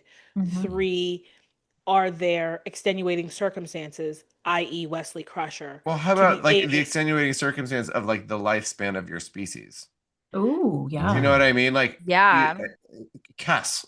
Right. Oh my God, Right. I was just thinking Kess. Yeah. Oh, Like, can an Sorry, you're Ocampa only be in 3. Starfleet at 2 years old?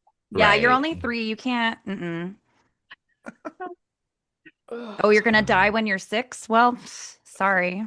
Hmm. It that takes me down like this like thought process of like, so it's college kind of, right? Like it's basically, is it? so Or is it they've gone boarding through school? elementary school and high school, but then I'm like, it's 1,000 years in the future. Like the like 12-year school structure that we have in America doesn't Doesn't exist. necessarily relate Exists. to, Mm-mm. you know what I mean? Mhm. Right. And Um, also, like, if they're, we saw in episode 4 that they're sending these like communication devices out into the galaxy to recruit, Yeah, the right? little And that, right. recruitment pods. Hmm. but when they find these people of like very diverse backgrounds and it's their very first year starting this back up again, they're not going to be like, oh, you're not like between 18 and 20. Like, Right. sorry, not, like it makes sense that especially being the first year of it, that that it would be a range of ages. Yeah, and they're Yeah. just tested for entrance. Yeah. They mentioned that Caleb, aced all the testing. Also, A Different World, season 1, Jaleesa was 25. She Oh, could have come into college later. She could have had to Yes, that work because some before people school. do. That was her story. right, That was her right, character. I mean, listen, the +1 is the oldest person in his residency class because, hello, a second career. I get Mhm. it. right. I just wonder, like, I know I ask you all this because you have the canon of, Star Trek in your brain, and there's some throwaway line that somebody said 25 years ago that I don't Mhm. remember that's in your crawl. You'd be like, yeah, they did mention in this episode that you have to be X amount of years old or have two parents who went here to come here type of deal. I don't know. But yeah. Okay. Various ages from 15 to 30. The only character that I want to talk about on my list is a character we have not seen. We've only heard his voice, but it is the digital dean of students, I love Stephen Stephen Stephen Colbert. Colbert, Stephen Colbert. Colbert. I love who him is so much. who is probably the happiest person Right? of Oh my God, he's probably the everyone. best paid on the show. Here's the thing. Had the time of Honestly, his Or I he's just life. don't doing it even. for free. I honestly do. I think he would have been like, I don't care if you pay me, Right. just let Put me me on. do this. It's like if they come out with another Lord of the Rings movie and he's Ugh. like, "Let me just be a hobbit. I will wear all the prostheses. Let me be a wizard." You do not have to pay that man. He is sci-fi fantasy number one stan in the world. Stan. He Um, is.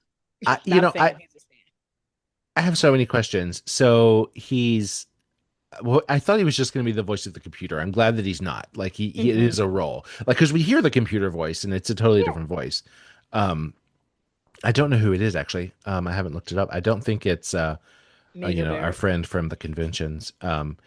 But um, so a dean of students is responsible for the non-academic student life and student conduct and basically extracurriculars. Um, Parties. so that opens up the door for him to have like a real, like, is he a sentient being? He must be. Like, I don't think it's just a computer voice. I think that like He's in I office want more of somewhere him is with a what I'm little saying. button, and he's saying, I "Good want morning, him to students." have to determine like what's the word I'm looking for? I want him to like send someone to detention. Like you know what I mean? Like Yeah, so go to the principal's office and like then we get to see where he is on the ship right. and what his quarters look like and yada yada yada. Right. Like whatever his like, does he appear as a hologram? Is he always just a voice? Like, Yeah, maybe he lives in the ship. maybe. Maybe he's like Charlie. Like he's just when you walk Oh, into the room, there's just a box on the desk, and Right. it's like He's like Zora. I will argue. I think there's one person who's having more fun than Stephen Colbert, and that's Paul Giamatti. Oh, Oh yeah. yes. Oh Absolutely. yes. Yeah. Yeah. And Oh, his tic-tac-toe hair and his cunty little finger rings. Like, The oh, rings. Not the cunty rings. That they are though. they That's the are. They perfectest are. Cunty they little really are. rings. I Oh my love him. I God. love a Klingerite. Amazing. Yeah. They talked, Yes. they had not is it Kurtz not Kurtzman? Who is the executive producer? It's a man. Alex He's Kurtzman. Alex Yeah, it is Kurtzman. Kurtzman. Okay, sorry. I'm It is a really bad. man. It's a man. I don't know. And a Looks like woman. a It's a man. man and a woman. Yes. But they spoke at the premiere before it played and they talked about getting Paul Giamatti involved. And they had reached out and they were like, do you want to maybe be involved? And he was like, I want to be the villain and I want to be the big bad. Like, I don't want to be a little episode villain. I want to be like the big bad guy. And yeah, it's incredible. I hate him. He's awful. I hate him so It's so good. much. Yes.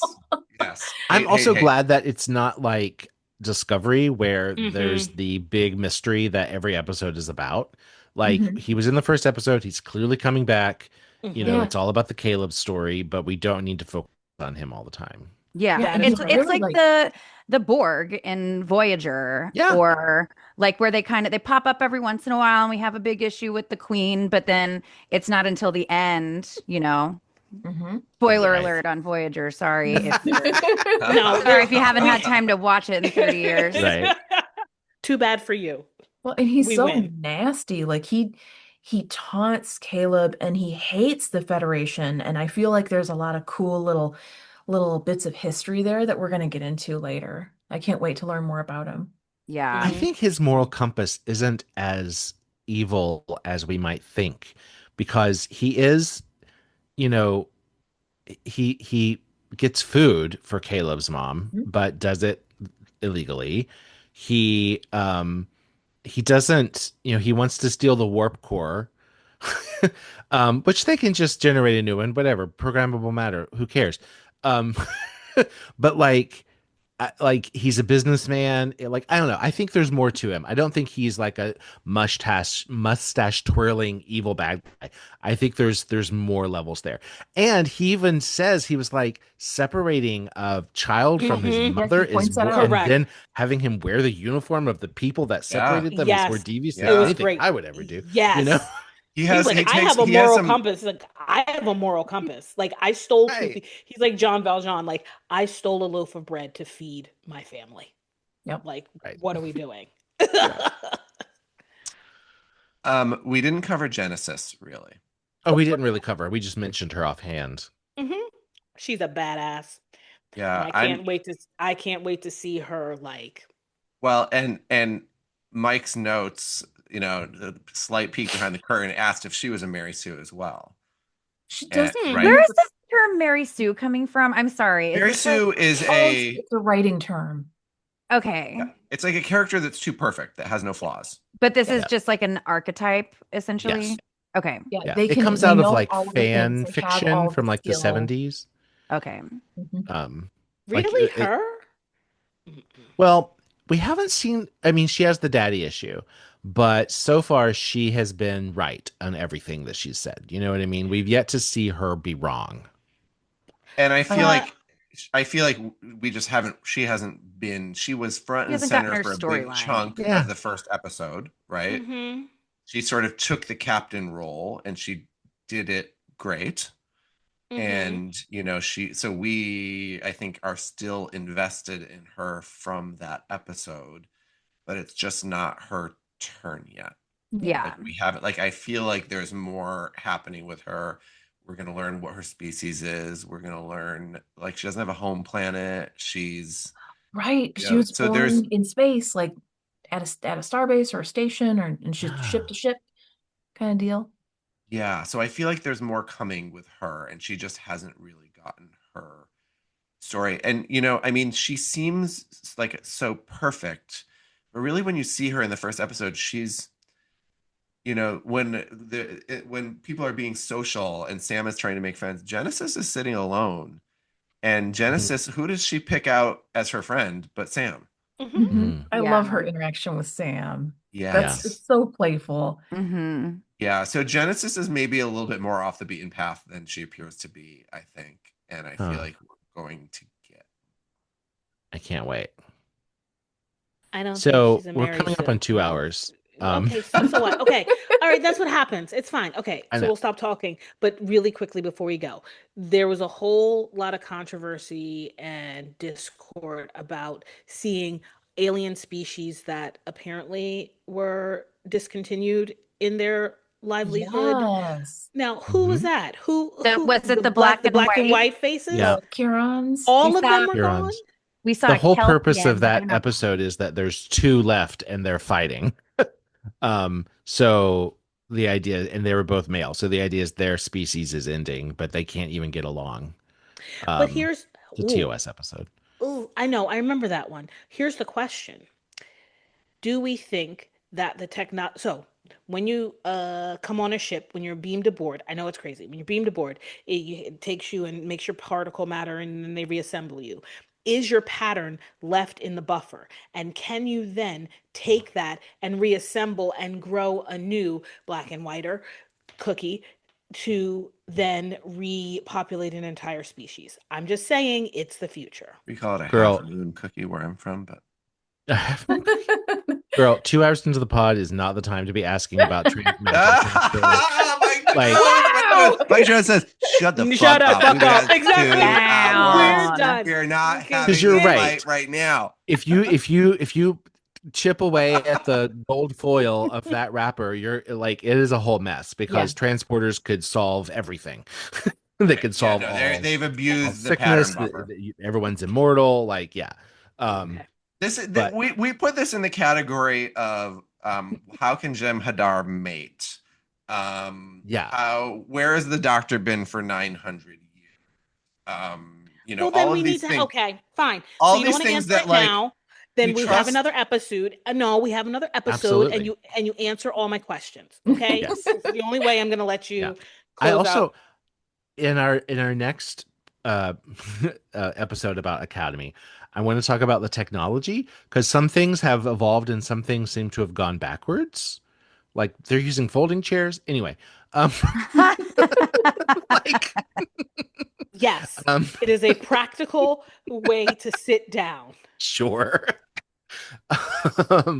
But yeah, like there's definitely more things to talk about. I want to talk about the War College, like what I'm is very that? confused as to where that was and where it came from. War College is giving me Enterprise vibes. Yeah, like the Makos. Yeah. Yeah. Well, okay, Mike Jones, So, we'll yeah, write so- a list down, and so we'll have a part 2 of episode 1 through 4 talk about the things that we didn't get to. Okay. Yes, absolutely. Okay. You guys, thank you so much for joining us. Alex, thank you for your wonderful tarot reading at the beginning and for all this wonderful insight. Leigh Ellen, thank you for not being mean. That mean. Dang it. No, we love you. We love you. No, this whole conversation has been really great, and I'm very grateful to both of you for making time to join us and for being our friends. And thank you to my 2 co-hosts for all your work. Here's the thing: like behind the scenes, really, Damien runs the show. So thank you, Damien. That is only on the front end. You do all the episode work, buddy. I'm just here. Thank and you thank so you, much. dear listener, for sticking with us. And please give us a review wherever you get your podcast. Tell all your friends about us. Tweet us, tag us. We're at Hailing Freak Open. You can support us at hailingfrequenciesopen.com on our coffee page. And you can make a one-time donation if you want, or a recurring. We would love it, and we love you. And before we go, Alex, your website one more time. Oh, sure. Yes. That is Deosil Designs. DEO like deodorant, SIL like silly, and the word designs.com. Perfect. And Leigh Ellen, is there anything you want to plug? you have an upcoming show or anything? No, but I am hoping that I might end up getting cast in this summer Subspace Rhapsody live musical. So we'll see. That's something that I'm like trying to get involved in, but I'm not the one running it. But I fingers crossed for that. And then I have been in talks with some of the Trek Long Island people, so I might be on a couple panels there, but I'm not 100% sure yet. So Awesome. yeah, but you can check out my Instagram at Leigh Ellen M, Leigh, not Lee. And I'll post like flyers for anything that I'm doing there and be promoting all kinds of Star Trek events. So yeah. Awesome. Awesome. All right. Well, with all of that, I will say hailing frequencies closed. Love you guys. No goodbyes. Just good memories. Hailing frequencies closed, sir.